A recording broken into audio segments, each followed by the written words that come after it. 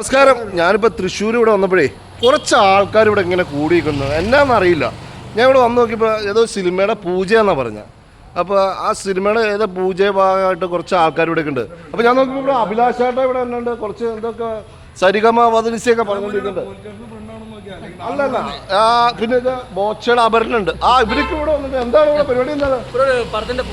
Okay okay, family circus. ഇത് okay okay. പേര് കൃഷ്ണകുമാർ. പേര് ഷാജി. Okay okay. ഞാനിവിടെ മറ്റേ രണ്ടു വട്ടം മണലിട്ട്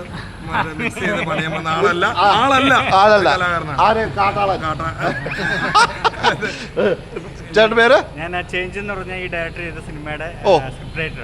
okay okay okay okay okay. Auto rickshaw ഈ ബാക്കിൽ നിൽക്കുന്ന ആളെ നിങ്ങളൊന്ന് ശ്രദ്ധിച്ചു നോക്കിയേ.